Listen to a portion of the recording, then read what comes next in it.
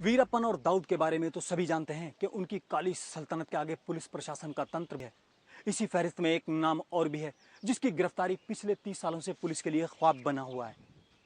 करोड़ों रुपए खर्च करने के बावजूद पुलिस आज तक उस पर हाथ डालने की तो बात दूर, एक फोटो तक उसका मुहैया नहीं करा पाई है। जी हाँ, हम बात कर रहे हैं उत्तर प्रदेश में आपराधिक लिस्ट पर नंबर 1 शिव कुमार उर्फ ददुआ की। इसी गांव में पैदा हुए ददुआ के जुर्म की बिसात पर प्यादे से लेकर बादशाह तक के सफरनामे की आज करते हैं तफ्तीश।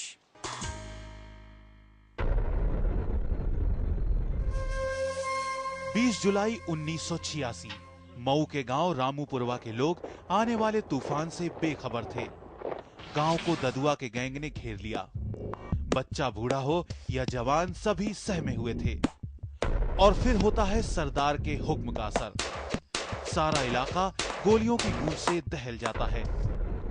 एक के बाद एक 9 लाशों के खून से गांव की जमीन लाल। वर्ष 1990 थाना पहलीपुरवा का गांव मढ़ैया 2 की हत्या। 1995 करवी का गांव 4 की हत्या। 1996 फतेहपुर का गांव धाता 3 की हत्या। जुर्म की फेहरिस्त इस कदर लंबी है कि रोंगटे खड़े हो जाएं। ददुआ की जिंदा या मुर्दा गिरफ्तारी पर पुलिस ने तकरीबन 2.5 लाख रुपए का इनाम यूं ही नहीं रख दिया है। हत्या, लूट और डकैती के 184 मामलों में वांछित ददुआ ने 1986 में 9 लोगों की सामूहिक हत्या करके पहली बार अपने वजूद का एहसास कराया था। चित्रकूट पुलिस को अगर आज सबसे ज्यादा तलाश है तो एक ऐसे आदमी की जो पिछले 30 साल से भय और आतंक का पर्याय बन चुका है। हालांकि पुलिस के पास इसका जो स्केच फोटो है वो उन लोगों से मिली जानकारियों के आधार पर बनाया गया है जिन्होंने इसे देख रखा है। IS 112 में सूचीबद्ध इस डाकू के बारे में जानकारी कुछ ऐसी है। नाम शिव कुमार उर्फ ददुआ, उम्र 58 साल, निवासी देवकली, जिला चित्रकूट। रंग काला, लंबा चेहरा, छोटी आंखें, भरी मूछें, बाईं कनपटी से गाल तक कट का निशान, कद 5 फुट 7 इंच, हत्या के 32, लूट के 9, डकैती के 49, अपहरण के 15 सहित 184 मामलों में पुलिस को तलाश। जिंदा या मुर्दा के पता बताने वाले को 2.5 लाख का इनाम। ददुआ के खिलाफ पुलिस के सामने आए मामलों की संख्या दरअसल कहीं ज्यादा है। पुलिस की नाकामी और 30 साल से ददुआ के बढ़ते हौसलों के आगे आम लोगों की शिकायत करने की हिम्मत ही नहीं होती। जो है उनके परिवार को कोई जमीन बेच रहे थे तो हमारे परिवार वालों ने ले लिया है। वो मना कर रहा था कि जमीन न खरीदिए, ले लिए हैं। तो अब ये जो है ददुआ उन्हीं के साथ रहता था। एक बार पुलिस पकड़ने आई थी तो मतलब प्रेम था आपस में, तो कह दिए कि ये जा रहा, पुलिस से पकड़ा दिए हैं उसको, इसलिए वो चिढ़ गया है। हमारे परिवार से दुश्मनी चलने लगी। कई बार 3-4 बार गोली चली है। हमारे पिताजी 79 में मारे गए। पहले राइफल की मांग किया था, हमने कहा हमारे पिताजी की लाइसेंसी उसी को ले लो। कहा हम लाइसेंसी नहीं लेंगे, तो फिर हमसे 50,000 रुपये लिए। दस्यु सीताराम के साथ आपराधिक वारदात करने वाले ददुआ के खिलाफ पहला मामला 1975 में धारा 395, 397 IPC के तहत कौशाम्बी में दर्ज हुआ। उसके बाद ददुआ ने कभी पीछे मुड़कर नहीं देखा। आज इस गैंग में 9 स्थायी सदस्य हैं, जबकि दूसरे लोग समय समय पर जरूरत के मुताबिक घटते बढ़ते रहते हैं, जिनकी संख्या 40 से 50 तक हो जाती है। गैंग की फायर पावर में 5 AK-47, 5 SLR, 10 303 rifle, 375 bore magnum rifle 5, 315 bore rifle 15, double barrel 12 bore 20, 30.6 Springfield rifle 6, single barrel 12 bore 20 जैसे हथियार है। आज हालत यह है कि लोगों को पक्का भरोसा है कि ददुआ कभी भी पुलिस के हत्थे नहीं चढ़ सकता। पुलिस को इन्फॉर्मेशन देते हैं, पुलिस कह देती है कि हम जो है लड़कों को जो रोजी रोटी के लिए नौकरी कर रहे हैं, जान कमाने के लिए नहीं नौकरी कर, पुलिस नहीं जाते हैं। क्षेत्र के ज्यादातर लोगों ने ददुआ की गुलामी कबूल कर ली है। हालत यह है कि पुलिस की मदद तो दूर, बल्कि लोग अपने मामलों को भी ददुआ से ही हल कराते हैं। और तो और कुछ लोग तो ददुआ को मसीहा मानते हैं। लोग बाग तो मसीहा जैसे मानते हैं ददुआ को, ऐसी बात नहीं है, देवता के समान। क्या वजह है? वजह ये है कि गरीबों को सताते नहीं, उनको जो है कहीं शादी ब्याह का ऐसा मामला फंस गया जो है पैसा का भी सहारा दे देते हैं, और कोई गरीब पहुंच गया तो उसको जैसे मैं समस्याएं हैं हल कर देते हैं। पुलिस का मानना है कि उसका नेटवर्क जनता से मिली जानकारियों पर ही टिका होता है। यही वजह है खतरनाक अपराधियों की खोज खबर के लिए इनाम का ऐलान कर दिया जाता है। मगर अब इसे क्या कहें कि इनाम की लालच में या फिर इस आफत से निजात पाने की उम्मीद में पुलिस को खबर देने वाले 20 से ज्यादा लोगों को ददुआ ने मौत की नींद कुछ इस तरह सुलाई कि लोगों की नींद ही हराम हो गई। राम खिलावन, इसकी लाश पेड़ पर मिली। चंदन यादव को दिवाली के दिन मारकर इसके सर को धड़ से अलग कर पूरे गांव में घुमाया गया। मानिकपुर के प्रकाश यादव की लाश के छोटे छोटे टुकड़े करके इलाके में ही फेंक दिए गए। 1990 में मढ़िया गांव के शिवमोहन को पिता और अपने भांजे की जान देकर मुखबिरी की कीमत चुकानी पड़ी थी। 1990 में ही कल्लू और हीरुकमा को मारा गया। इसी साल किटनहा गांव में पुलिस की मौजूदगी में ही जौहरी को मौत के घाट उतार दिया। 1991 में देवेश कुमार, राजकिशोर समेत 5 लोगों को पुलिस के लिए खबरची बनने पर मौत की सजा दी गई। 1992-93 में महेश समेत 6 लोगों को ठिकाने लगाया गया। 1995 में अपने खिलाफ पुलिस को खबर देने के आरोप में करवी के गिल्ला के पूरे परिवार को ही ठिकाने लगा दिया गया। इसी साल इलाहाबाद में रमेश और राकेश को बमों से उड़ा दिया गया, जबकि कामता को बेरहमी से मार दिया गया। 1996 में लवराम आसरे और वीरेंद्र को मारा गया। अब पुलिस को ददुआ के खिलाफ मुखबिर ढूंढे नहीं मिल रहे हैं।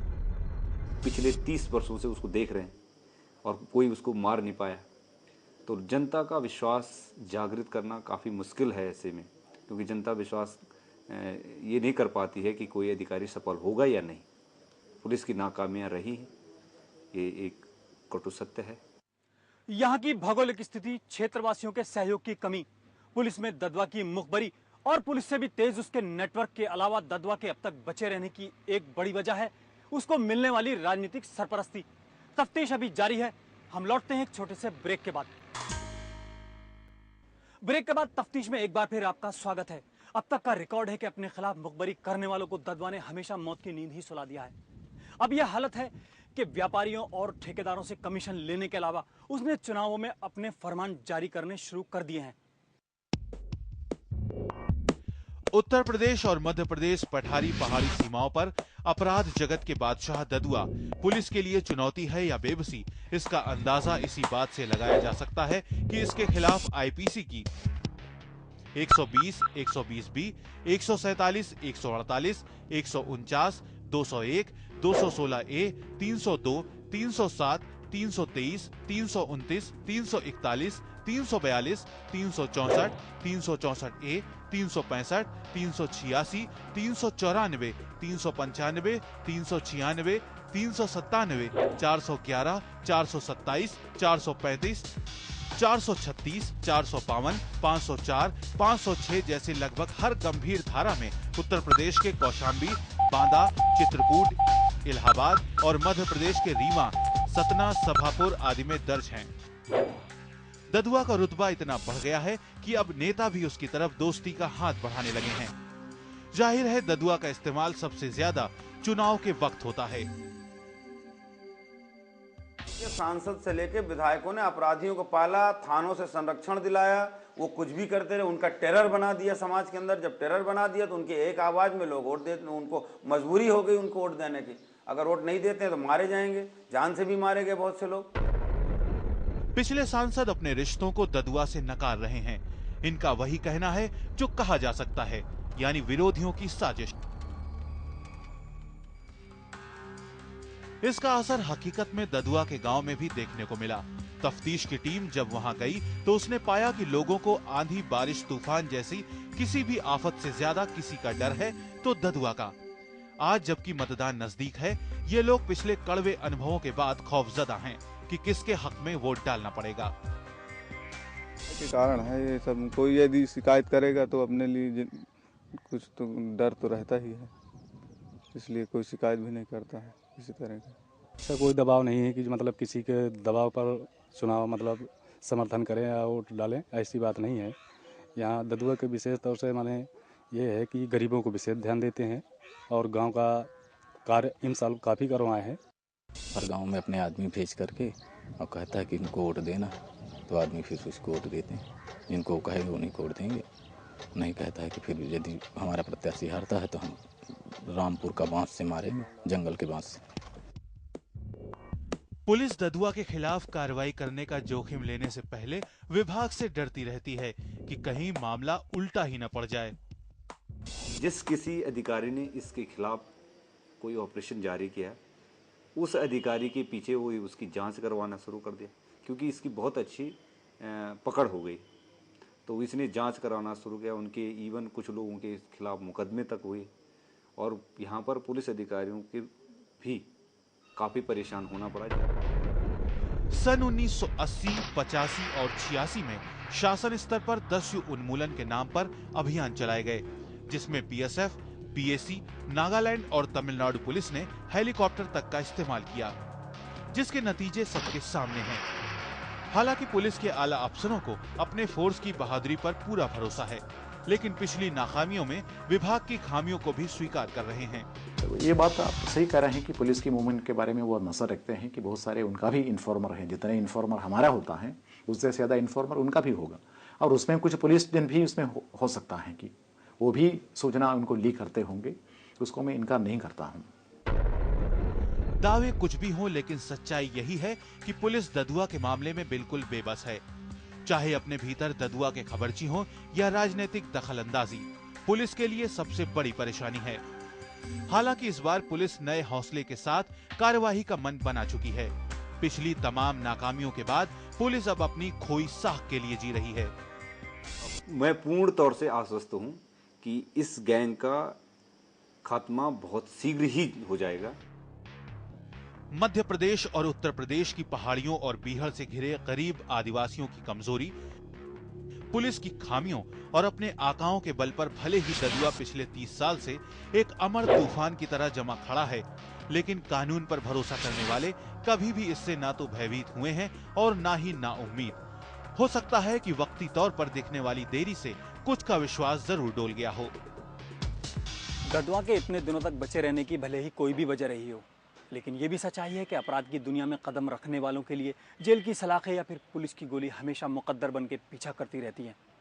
ऐसों के साथ हमदर्दी रखने वालों को चाहिए कि कानून के मुकाबले में अपराधियों से हमदर्दी रखने से पहले इतना तो सोच लें, माना कि दोस्तों को नहीं दोस्ती का पास, लेकिन ये क्या कि गैर का एहसान लीजिए। तो ये थी आज की हमारी तफ्तीश। अगली बार फिर कुछ नया देखेंगे। फिलहाल आज़ाद खालिद को इजाज़त दें।